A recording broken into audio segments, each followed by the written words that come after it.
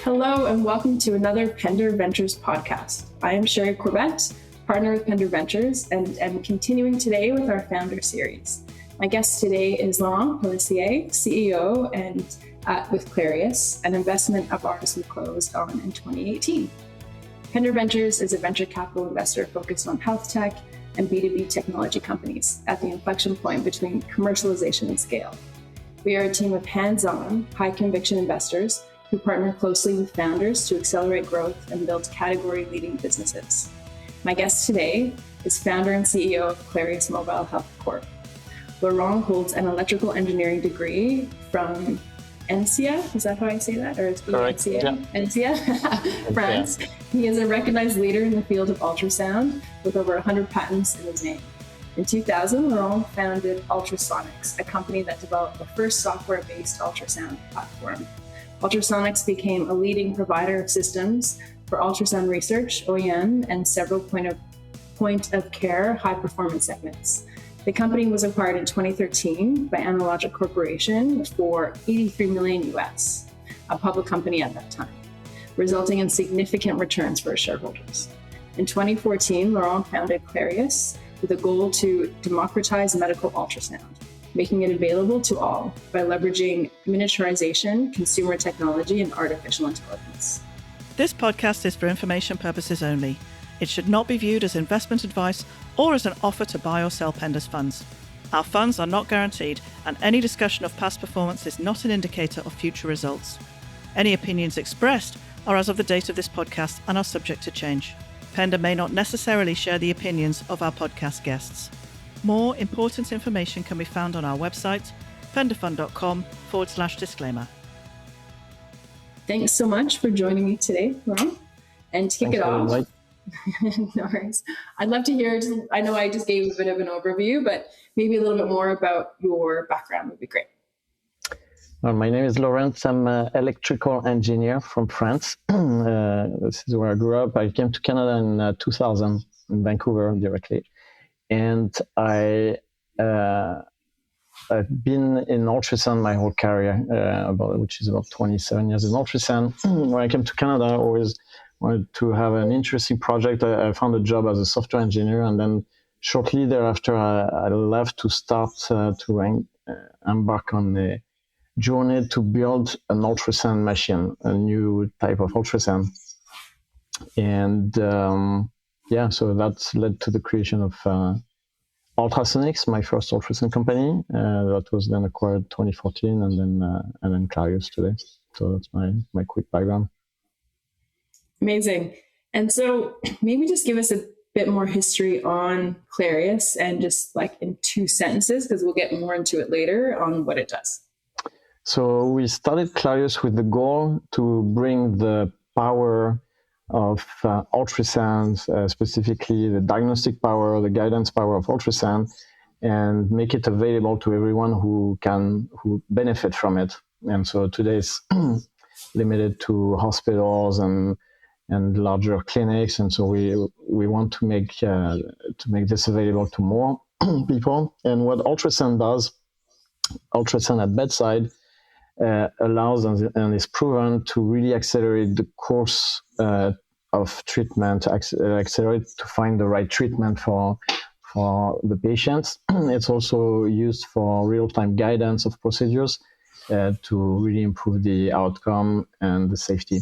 So that's what we're trying to make more available to all. And it's a handheld device, right? So it's very mobile, very small. It's a handheld. So basically, like, it's not only the device. It's like the device. This is the device. It runs on an app. It's like the size of the device is small, but basically a lot of the secret sauce and magic comes from the app that can run that can control the sensor, reproduce quality images, and a lot of other things, and then everything's connected to the cloud. So this is a whole platform we provide with the goal to bring essentially, the ability to scan all the way to diagnosis and decision support to our customers. Amazing. So you founded 2 companies now, Ultrasonics and then Clarius. Tell me a bit about what the experience was like. So 2 completely different experiences. So the first one, ultrasonics. Why did I start ultrasonics? Like since a young age, I've been really passionate about programming and had like Mac 128. I started like when I was like 12 years old, something like that. And so I always like to have projects. And after my engineering school, the first job I found was in an ultrasound lab and like developing some ultrasound hardware. And I thought, wouldn't it be nice to really combine hardware and software and make like a programmable ultrasound machine? And so I came to Canada and met a mentor, I would say, or a radiologist who got interested in this project, who allowed me to start as my first investor, I would say. And really at the time I knew nothing about starting a business and but just was very interested to do that project. So we started doing this. We kind of built the company really like organically, I would say, like hired engineers. We found our first customers to not be necessarily clinical, but more like research universities. And step by step, raise more money, mostly from private doctors. And eventually transformed in a real company. So how long did that take? So how long did that take from when you kind of kicked it off, like real company? Yeah, real company. Like I'd say 7 years. Like it was. Okay, wow. Like, at the beginning, it was a bunch of engineers like working on something interesting, like selling to universities, stuff like that. Like we remained around like under 20 people, 25 people. 7 years later, we started thinking, well, let's go more in the clinical world and point of care ultrasound. Really, the early days of point of care ultrasound, our systems were much bigger than what they are now. And we started, like, we kind of added to the team, like senior leadership and things like that. So company was able to really transform at year 7, 8. And then we went through, ups and downs, like the phases. So, kind of grow a little too fast, the infrastructure, then have to back off a bit, and then, stabilize, grow organically again. And so, this whole process was 14 years really from inception to the exit, I would say. Company still is in existence today as part of a bigger group. And when I look at ultrasonics, we enabled really the first research ultrasound platforms, and now there's a couple more that are in the market, but really advanced the research in ultrasound. So, that's our contribution. And then, so you were, you were CEO the entire time? I was CEO for the first 7 years. Then we hired leadership. Then we grew, I mentioned, probably a little too fast, didn't pay attention too much to the bottom line. Mm-hmm. And then 3 years after that, I came back as CEO, and I was CEO until the exit. Yep. And, okay. And how many people did you have? You said when you were kind of R&D 20-ish, and then what was the kind of peak of people? We grew to, again, like about 120, 130 people. Oh. Yeah. And revenues of like just under 40 million. So those, and so some key learnings I heard there were growing a little bit too fast, probably not paying enough attention to the bottom line because you were too focused on the top line. Is that right? Yeah, I think like when you want to scale, you just need to have really the financing power behind it. And Ultrasonics, my first company, we were financed by mostly private doctors. We didn't attract venture capital. And so the funding was limited. And I think, when you want to go and hire experienced leadership, you need to really put the fuel behind it, which includes some capital to hire, an infrastructure that they need to be successful. If you don't do this, it kind of puts the whole thing in a bind a bit, where you can't really. You have the leadership, but you don't have the resources to scale. And so you have to come back to something that's, maybe slower growth, like we were growing, like it's slow growth, like 10-15% per year, but growing profitably. So, still a good little business. It's a small, niche market, I would say, for ultrasonics compared to what we're doing now. So, yeah. So maybe pivoting into what we're doing now. So you started in, which year did you start then, Clarius? 2014. So a year after I sold ultrasonics, I was so it took about a year off with my family and things, and thought, what can I do next? And I explored a bunch of different avenues. At the end, I realized that my best contribution to humanity is, developing more ultrasound and making ultrasound more available. That's really what I know. And I've done a couple of investments outside of this, it hasn't worked. So what I know is operate companies in ultrasound and really deliver on the vision. The vision is really, how do we make, again, as I mentioned earlier, how do we bring the ultrasound exam to everyone? And now, so we started 2014, obviously with a lot more confidence, more funding than ultrasonics. Very different start, but same, which is, you want to grow, you think you're going to grow very, very fast, but everything takes time. So, that's about 10 years in the making now. And again, size-wise, we're aiming to reach 50 million Canadian pretty soon. So, it's started from zero. It's decent, but growing nowadays growing 20-25% per year, and we see an inflection point. Maybe I'll talk about this in a bit, but around our ability to deliver on the vision. But we started selling Clarius, and this time around we had, I would say, more reliable funding, including with Pender. Actually, Pender was our first institutional investor, and we're very pleased with that, I would say. Very good interaction. But so that puts us in a different scale as far as capital capabilities to grow. For sure, compared to the single doctors that you've had within ultrasound. That's right. Very different. Institutional in this time around. So maybe let's just dive a little bit deeper into Clarius. So I think we have a good handle on what the company does, but who are the customers? How are you different? Maybe explain the vision to us a little bit. All right. So what we deliver to our customers, we have a platform, and we in the market, the ultrasound space. Initially, everyone knows the big systems that are in hospitals, to look at obstetrics, abdominal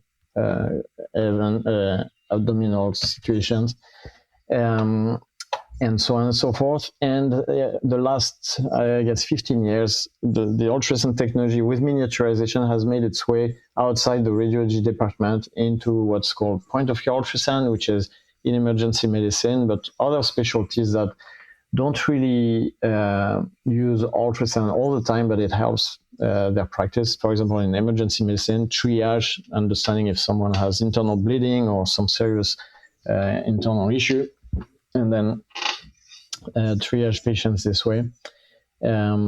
And rheumatology, to look at to measure the degree of inflammation with patients with rheumatoid arthritis and that kind of tool. And so this has made its way. The form factor was still kind of a laptop type machine, and Clarius is really taking this to the next level, where again, we design a system that's essentially, this is the hardware component, and then the software can run on an iPhone or iPad or tablet.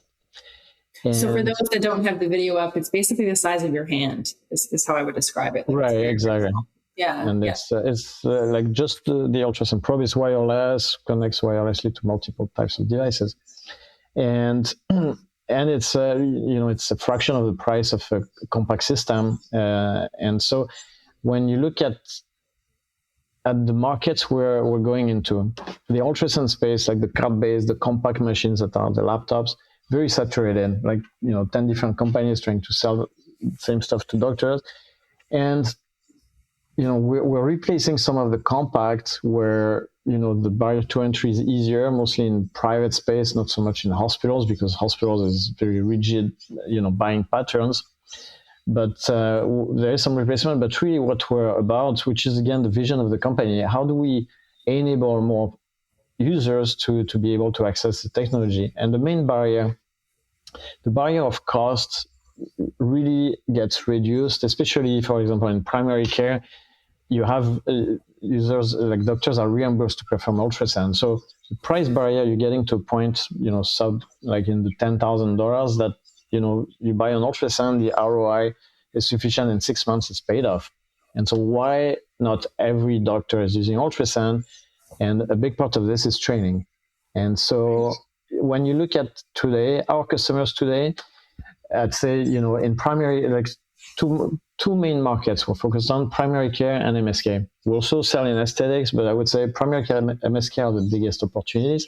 And why the biggest opportunities is because today in those two markets, only 10% of the practitioners are using ultrasound because it's too complex and too expensive. So we try to bring down the complexity of learning ultrasound by adding functions, especially AI-driven functions that help the users understand what they're looking at. So instead of looking at a grainy image, we have this technology called T-Mode, which texturizes the image and makes it look like an anatomy book image. Oh, wow. So now you can scan a shoulder, it tells you this is the tendon, this is the muscle, this and that. So really helpful. So when you're saying primary care, is that like your GP, or that's like within a hospital, or that's like a regional like GP that does kind of everything in a small town, or is that an osteo? Like who's primary care? Right. So again, maybe I'll backtrack a bit on before I talk too much technology. The customers are primary care physicians and MSK specialists. So who is in primary care in the US is essentially family medicine doctors, what you would call a GP, and internal medicine doctors. That's half and half. And the use case for ultrasound today for people who are trained, which again, only about 10-15% of these users in this population use ultrasound. The rest refers because they don't know how to use it. The typical use cases are broad, but in general, it's abdominal pain, and you can diagnose gallstones, fluids, and other things. Respiratory issues, lung scanning is a big deal to evaluate pneumonia. It's proven to actually be better than X-ray. That's traditionally been prescribed. And cardiac more complex to operate, but cardiac conditions. So in primary care, you're looking at this range of quick diagnosis. What do I do to this patient? First, is it an acute, like a real urgent problem to fix, send to the emergency, or is it something to monitor? And so that kind of answer, ultrasound gives that kind of answer. Again, exam time under 2 minutes. In MSK, which are sports medicine doctors, orthopedic surgeons, like professionals, but also goes all the way to physiotherapists, and include even naturopath type of user. 80% of the use cases are procedure guidance. People do injections, PRP, knee injections, pain management, and they guide the needle with ultrasound. So on one side, primary care physicians, diagnostic; on the other side, MSK, mostly procedural. Okay, so instead of me going to the physio and then guessing where to put these needles, like some of those like point needles to help with relief and that sort of thing, they can actually guide with your tool. You can guide. In general, it's guiding injections, like PRP for improving joint function, or when you have pain, injecting corticoids, and so any kind of injection really. And then also in MSK, I should mention, is there is a growing use case, which is diagnosis and monitoring of injuries, so tears, that kind of, and then identifying tears and so on and so forth. So in these two markets, MSK, primary care, in the US alone, you have 250,000 primary care physicians, 250,000 physiotherapists, sports medicine doctors combined. Today, only 10% are using ultrasound. And so, but ultrasound is proven to be a useful technology, better, safer procedures, and faster diagnosis. Instead of guessing, you can now see what's happening inside the patient. So really, our core focus right now is how do we enable the remaining 80, how do we unlock the 80-85%, using ultrasound? And this is where the big first step opportunity is. And how do we do this? Again, we're leaders in miniaturization and app cloud connectivity development. But really the next frontier, and everyone's on this, like in every single field, but it's the same in ultrasound. AI in ultrasound is really the next big thing. Why? Because it's really going to help reduce the barrier to entry around training. There's a lot of hope to this. There's a lot of skepticism too that, we don't think it can happen, but we at Clarius think it will happen, and we think we're the best position for this. Why? Is first, we've proven that we've delivered 20, like right now we have 22 AI technologies deployed across our platform in various applications. 6 of them are clinical, FDA approved. So we know very well how to, provide technology that's validated and that can go through regulations. The other component is we have data. So 80-90% of our customers are all private groups, and when they use the cloud, they sign that we are allowed to use anonymized data to train models and to build AI modules. So we have one of the largest databases of ultrasound images across multiple specialties, 60 million images. This is growing 40% per year. And so leveraging our AI, data science team and regulatory team, we can really deliver FDA regulated modules. So that's the focus. And practically, we're saying AI.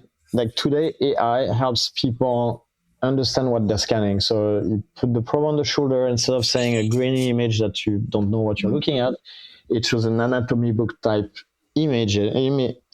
So people understand, well, I'm looking at this tendon, this and that.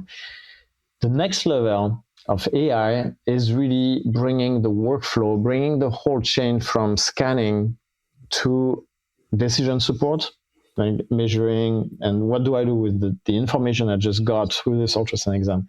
Bring this whole information, thanks to AI, to people who don't have extensive training, like with the minimum amount of training required. And so this is the main focus. And so this is for primary care MSK initially, but long term, you could see the implications of having a tool combined with software you can use at home to scan in a manner that's very simple. Mm-hmm. You could envision, home screening, home monitoring of chronic conditions, a lot of applications like this. What this entails is hardware costs coming down, which is, something we're coming up with. But essentially, if you drop the hardware costs and, build more of the AI component to help with ultrasound diagnosis, the opportunities beyond MSK and primary care are quite large. So the TAM is just exponential at that point, right? If it's exactly at home, I need to just check, I don't know, something every day for whatever reason. Yeah. And I have that ability, and something will tell me if it's wrong or not, right? Without And it's starting today a bit, like there's a few pilot efforts, like even monitoring pregnancies at home that exist. So there is some initial work. The barrier is still, training, which again we want to fix with AI and the hardware cost, which takes some time. But again, like Moore's law in components, it gives us some visibility that in 3 to 5 years, like the cost of an ultrasound will be significantly lower than what it is today. So let's pretend I'm a physio and I'm listening to this podcast. What is the price point and for me to get one of your devices, and what does the training look like for me? Good question. Well, today price point, like really ballpark, is about $5,000. It's across all handheld is the same. Clarius has unique AI technologies that allow you to really learn faster, become more confident in what you're looking at, and this is unique to Clarius. As far as training, again, depending on what, like start small, start maybe learning the shoulder. So Clarius provides a number of, like we get a lot, like we got 500 classrooms, like online classes, webinars that teach you how to do ultrasound for specific cases. In general, like what we find today, until AI really becomes good enough to help people self-train, it's always useful to take a course, either an online course, and we offer this actually with we have some partnerships with education outfits that we sometimes, when there's a promo, we include this in the price. But yeah, generally that's the investment, 5,000. The ROI is in general less than 5 months. So the payback based on multiple factors, but in MSK it's really doing procedures very rapid, like enabling procedures with ultrasound is instant payback. And if it's just diagnosis, on MSK, again, physio, private pay, you get the payback through performing, like showing the patients what's happening really inside their body. Like as you move the shoulder, you can see, structures moving and any kind of pathology. And then what about other markets? Like I'm a veterinarian, like could this be applicable to animal health as well? Yes, it is. And so main focus, like in ultrasound, it's interesting. You get pulled in many directions because it can be used in vet, it can be used for thyroid, it can be used for abdomen, it can be used in urology. You get a bunch of different applications. And the key is, we think, like for us, especially as we create new markets, is where can we have the biggest impact, positive clinical impact? And we still think is in primary care and MSK. When you look at veterinary, we do have a solution. In general, like for this type of market, we actually partner. We try to partner with a firm that specializes in that. Maybe they sell other types of products and they become our distributors. We don't do a lot of, we did in vet, but, it's important to stay focused. So like we try to address these needs that, people, there is interest in vet for handheld, there's interest in urology for handheld, and then, try to see when they become big enough, maybe it becomes part of the core. But right now we service them with mostly distributors and things like that. So are there specific metrics that you track month to month or year to year? And if so, like what are your top 3 and what do they tell you about your business? Okay, it's a good question. Yeah, I didn't read the questions before the. That's okay. Also, so maybe just your favorite metrics, that you'd like to track. Well, my favorite metrics right now is growth, like revenue growth, like year over year, I would say. We do have metrics. Like we basically have 3 go-to-market channels.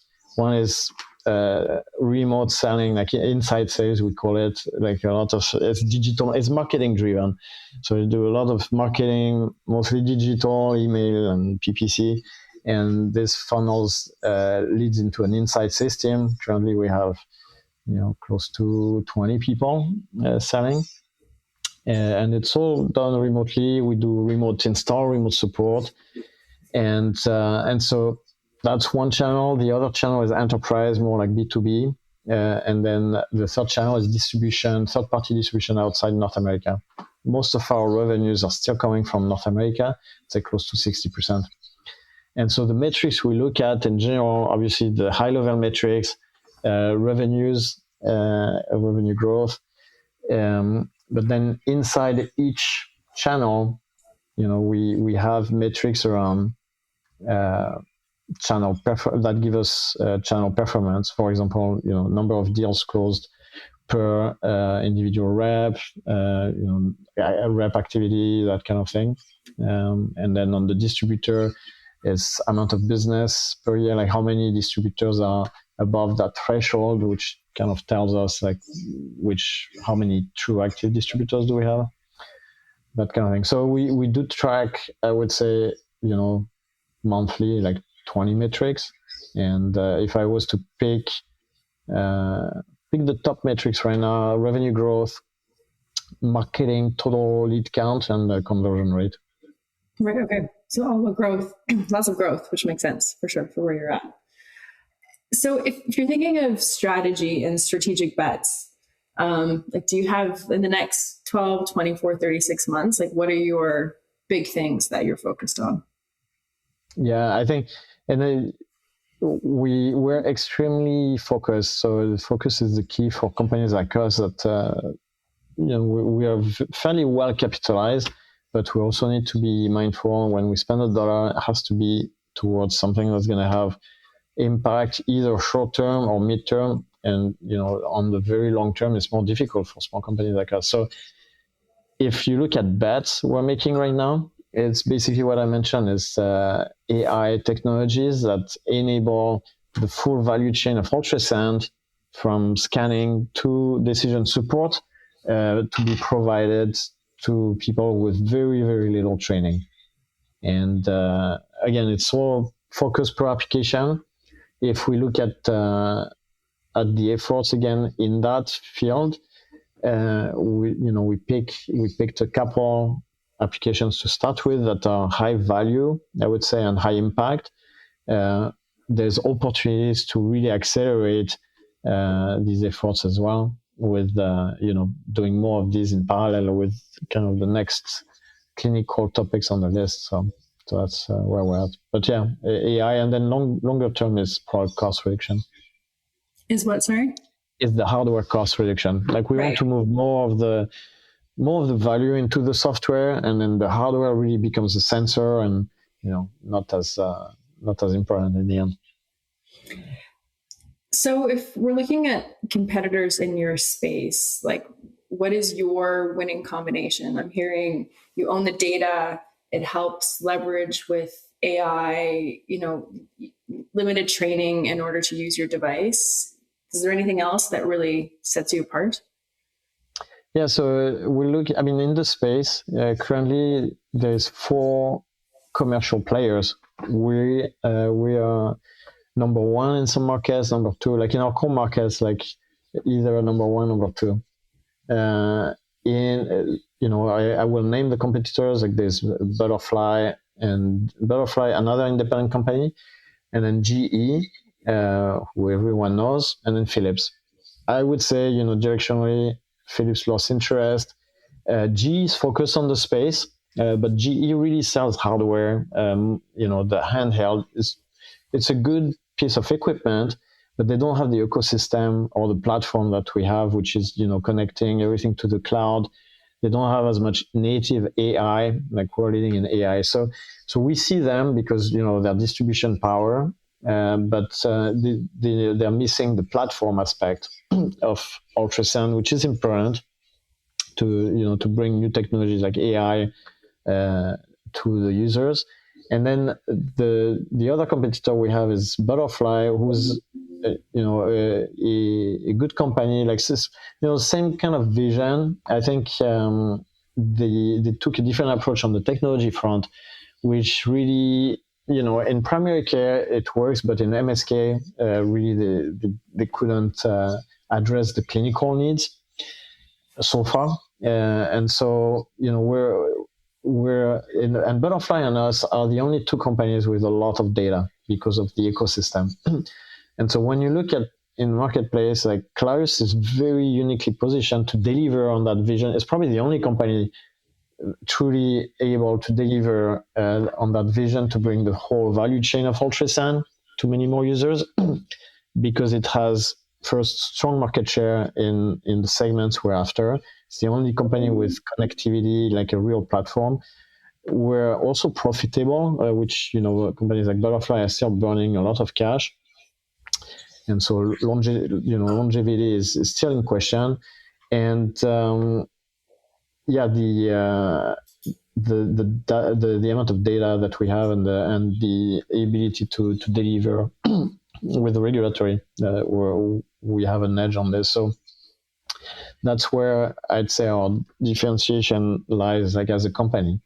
Like when it comes to customers and product, everyone's got different like things that's important to them. I think our strong points clearly are around AI technologies that people can access to make ultrasound easier to learn, which are not available on others. And you have all these years of the data that you've built up, right? Like that's what we're really seeing, and like all these companies are AI first now, but they can't be unless they own and have all of the information to really make them steps ahead. And it sounds like you have that. Yeah, no, we got largest database, and we're developing models as well. Like this whole database is being labeled by AI as well. Like we have metadata. So, every day that goes by, the quality of the data is better and better. So maybe shifting gears a little bit, I'd love to hear a bit more about your culture. So how would you describe the company culture at Clarius, and what do you do as CEO to really create that as an experience for your team?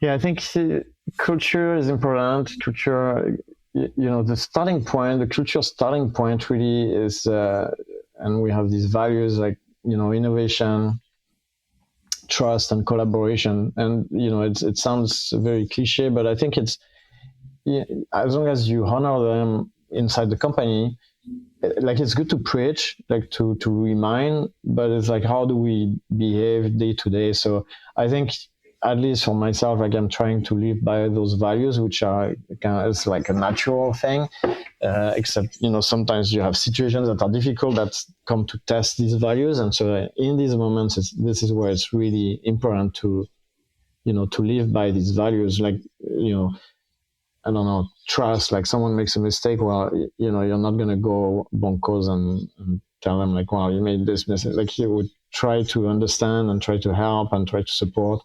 And so I think these are like simple things, but trying to keep these values, I think the 3 core values, and spreading them across the company. So to spread them across the company, again, by example, every manager, but as the company grows, how do we keep that alive? And I think we have a good HR team that really, promotes these values internally with awards, with, peer recognitions and things like this that I think are important. We also do like, annual review, like ENPS reviews. So we know, we take the temperature, how people feel inside Clarius, like do they like working for us? And we take the feedback and then improve and do things. So, this is a continuous process, but it's, it's something that's quite important to me. Like, that, most of the people are very pleased with, going to work. So spend so much time at work. So. Yeah, I mean, you founded a couple companies now and you've built them quite significantly, and you can't do that without good people. And those good people need to be happy coming into work every day, right? So it really matters. So curious a little bit more about your fundraising journey. So you did mention Pender came in as your initial institutional investor. Maybe tell me a little bit more about that experience, what the process was like, any key learnings, takeaways, what you've done since then. Great. Yeah. So fundraising. So Pender was our first institutional fund. And at the time, I guess 2018, like the market was good, like to raise money. And we were actually, things were looking really good because we had, at the time, one channel we decided to sell a lot through one channel. Like one customer was 80% of our business and saying we're going to grow really rapidly. So really was a good time to, pitch the company to say, well, we need funds to grow operations stuff and so on and so forth. So we had Pender, we had some, I think we had like 4 different term sheets. Pender came through a connection, like the CFO at the time. And, we felt comfortable. There was no, like valuation wise, I think, it was all really the same, like no major difference. We just went with people we felt more comfortable with. And so went with Pender. And this was, not because I'm on the Pender podcast, I'd say this all the time, but really it was an amazing experience as far as support and growth, especially special thanks to Maria, really excellent support. And types of support is like bringing in other institutional investors, getting that connection, being able to pitch, bringing general advice and mentorship on leaders, and bringing how to bring new senior leadership in and that kind of thing. General mentorship on growing the business. And the big thing I was saying, we had this big customer. So we raised the money in 2018, raised our first round, and this customer the next year, like within 9 months, decides that they no longer want to distribute Clarius.